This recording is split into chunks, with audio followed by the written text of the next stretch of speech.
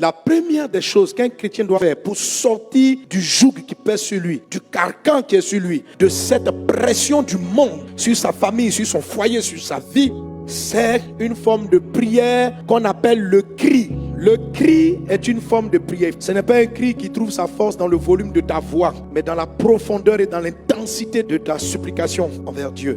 2 Chroniques chapitre 18 verset 31. Quand les chefs des chars aperçurent Josaphat, il dit, c'est le roi d'Israël, et il l'entourait pour l'attaquer. Josaphat, il a poussé un cri et l'Éternel le secourut et Dieu les écarta de lui. Quand vous lisez le contexte de l'histoire, ils avaient planifié le tuer, l'entourer. Il était assailli. Comme plusieurs d'entre nous, assaillis par des problèmes financiers, assaillis par la maladie, assaillis par des palabres à n'en pas finir, assaillis par des crises à n'en pas finir, assaillis par des souffrances. Il était assailli. Et la Bible dit qu'il a fait une chose, il a poussé un cri à Dieu et l'Éternel l'a secouru. Et Dieu a écarté ses ennemis de lui. Je vois le Seigneur se lever et écarter les dettes, écarter les problèmes financiers, écarter certaines situations. Dieu va écarter ce qui t'assaille, ce qui veut te noyer, ce qui veut t'engloutir. Tu ne seras pas englouti. Tu sors de cette situation dans le nom de Jésus. Le psaume 34 verset 7. Quand un malheureux crie, l'Éternel entend et il le sauve de toute ses détresses. Wow. Dieu l'affirme avec certitude. Note bien qu'il ne dit pas quand un malheureux prie. Il ne dit pas qu'un malheureux forcément jeûne. Mais il parle d'une forme de prière. Le cri est une forme de prière. Ça fait partie de la grande catégorie de prière appelée les supplications. Quand un malheureux crie, l'Éternel l'entend et il le sauve. Pas d'une détresse, de toute détresse. Tout ce qui t'attaque à gauche, à droite, le cri amène Dieu à descendre et à les résoudre en même temps. Ton cœur bat parce que ton propriétaire arrive. Il y a 4 mois de retard de loyer, 5 mois. Tu es assailli. Ça doit s'arrêter maintenant. Comment est-ce que tu t'en sors quand tu es assailli par des dettes? Ce n'est pas l'argent qu'il faut chercher. Il faut aller crier. Tu vas dire, pasteur, mon problème c'est un problème d'argent. Écoute-moi, si tu cours après l'argent, tu vas ne faire que déplacer le problème. Si tu veux en finir une bonne fois pour toutes, fais ce que je vais te dire aujourd'hui. Dieu est en train de te parler. Il faut que tu rentres dans la dimension de prière qu'on appelle le cri. Sinon, tu ne fais que déplacer le problème. Tu ne fais qu'aller emprunter chez l'un pour rembourser la dette de l'autre. Et puis après, tu t'endettes encore à nouveau. Il faut que tu sortes de là une bonne fois pour toutes. Jusqu'à quand ton cœur va battre chaque fin du mois? Quelle fin du mois tu pourras dormir en paix? Tu es chrétien. Ce n'est pas à toi de souffrir comme ça. Tu appartiens au ciel. Tu es un enfant de Dieu.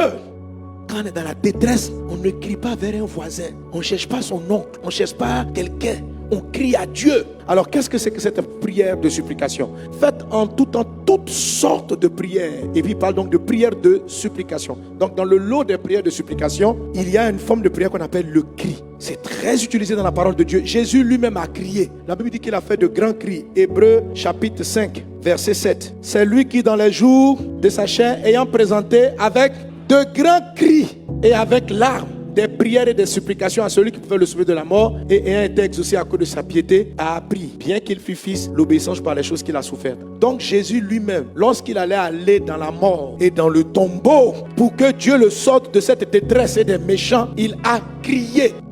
La vie va vous amener à des carrefours où vous devez absolument utiliser le cri. Vous ne pouvez pas être exempté de cette forme de prière. Et il y a beaucoup d'entre vous, Dieu fait tout pour les amener au cri, mais ils ne veulent pas crier. Ils préfèrent toujours des prières diplomatiques. Le cri est une prière indispensable lorsque Dieu va vous donner quelque chose de très important. C'est une disposition d'ouverture du ciel. Amen. Chaque forme de prière crée une forme d'ouverture. Quand il n'y a rien pour te sortir d'un problème, la forme de prière que l'Esprit de Dieu te conduira à faire, c'est le cri. N'évite pas cette prière, affronte-la, fais-la quand tu es dans la détresse. Sinon, ça ne marchera pas, tu ne t'en sortiras pas. Alors, on dit c'est crier à Dieu. On n'a pas dit crier sur Dieu ou crier contre Dieu. Il y a certains dans la détresse. Papa Dieu, moi je ne suis pas content. Tu n'as pas dit que tu pouvais. Moi je ne suis pas content. Non. Si tu ne me sors pas de là, moi je vais te regarder. En tout cas, tu cries contre qui? Qu'est-ce qui t'arrive? Tu dis non, pas ça à Dieu, on n'a qu'à crier. Mais tu n'as pas compris, crier à Dieu.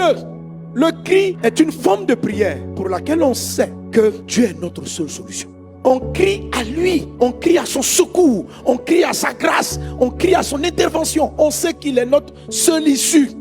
Celui qui crie contre Dieu, en fait, il est fâché de Dieu, il est un peu déçu de Dieu, et puis il attend Dieu au carrefour. Et il a envie de lui dire 3 mots. Non, c'est un manque de foi, ce genre de prière. C'est quelqu'un qui pense que Dieu délibérément veut le faire souffrir et que Dieu a le pouvoir mais il ne veut pas. Ne crie pas contre Dieu. Le cri contre Dieu, ce sont les murmures. Ne sois pas dans les murmures. Quand tu es coincé, tu ne sais pas comment t'en sortir. Ne dis pas Dieu peut tout, pourquoi il me laisse dans la situation. Non, c'est qu'il va te répondre. La puissance qu'il va te donner, elle va changer toute ta vie. Le cri est une puissante prière. Jésus a crié. Quand Jésus était en train de prier à Gethsémani, il ne priait pas pour ne pas mourir. Il priait pour que Dieu le sauve de la mort. Le texte dit qu'il a été exaucé. Or, Jésus n'a pas été exaucé dans le sens qu'il n'est pas mort. Jésus a été exaucé parce qu'il est revenu à la vie. Donc, la résurrection de Jésus est déjà écrite, frère. Ça veut dire, depuis l'Ancien Testament, la Bible dit que Jésus va passer 3 jours dans le tombeau et il va revenir à la vie. Alors, pourquoi crie-t-il pour quelque chose que Dieu a déjà promis? Pourquoi Jésus crie avec des larmes? Pourquoi supplie-t-il Dieu pour une promesse que Dieu a déjà faite? Or, toi-même, on ne t'a pas trop promis. Est-ce que tu peux dire que Dieu t'a promis? Ton sujet n'est même pas trop certain. Toi, tu ne veux pas crier. À quoi peux-tu pas crier? Trop de chrétiens se disent ce que Dieu a prévu va se faire. Donc, il n'y a pas besoin de faire d'efforts. Bon, comme il faut prier, Oh Dieu. Alléluia. Donne-moi un peu d'argent, je vais sortir de la situation. La galette, va bien attraper. C'est pourquoi tu fais le malin. Oh Dieu. Oh Dieu, personne n'est comme toi. Je sais que tu pourvois tout. L'or et l'argent sont à toi. Oui, mais par exemple, tu es là. En début d'année, une prophétie vient. Tu te marieras. Et puis tu es là. 1 mois passe, 2 mois, ni fiancé, ni truc. Tu ne veux pas crier. Ce qu'il a dit, il a dit. Ce que sa bouche a dit, ça m'a accompli. On arrive en novembre. Ce que sa bouche a dit. Dans toute l'année là, est-ce que tu as crié? Jésus a pleuré. Il dit, Dieu, ressuscite-moi. Et il a crié pour que ce que Dieu avait écrit s'accomplisse. Toi, c'est une prophétie. C'est même pas écrit. Parce que tu ne sais même pas si le prophète, c'est Dieu qui lui a parlé ou bien. Et tu ne veux pas crier. Tu fais des prières de bluffeur. Alléluia. Ah, il a annoncé ça. Ça arrivera. Alléluia. Criez à Dieu. Parce que le cri amène des exaucements extraordinaires.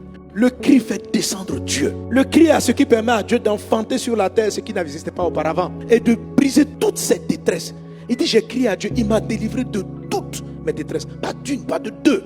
Quand tu cries, il y a un règlement global, général, sur tes situations. Quand tu cries, Dieu vient traiter avec chacun de tes problèmes qui t'assaillent.